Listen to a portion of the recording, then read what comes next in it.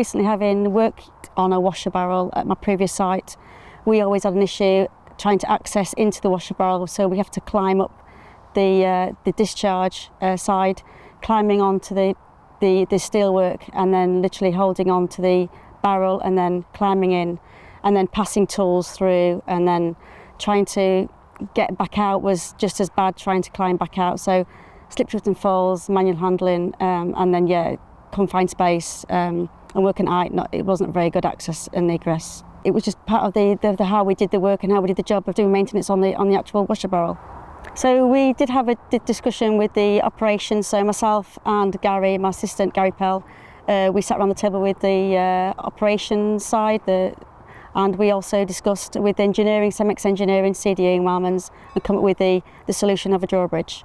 So it's a one-man job. Once you're isolated and permitted to work, we can then lower the drawbridge down with a winch, what's run on the bolt, so it's all bolted, so it's spanner bolted, so no one can go in it when it's closed.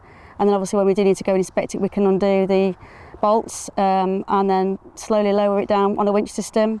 And then you can literally walk straight in. There's always normally two of us when we're doing this task, one in and one out. But you can walk straight in. You've got handrails. It's just a step over onto the platform, walking straight onto the sand and gravel, and you've got really good access. You can have a good look round. It does what it says, really. It's a quicker job. It's less risk on the person. Oh, it definitely could improve the industry and benefit other sites with barrels or any access and egress issues.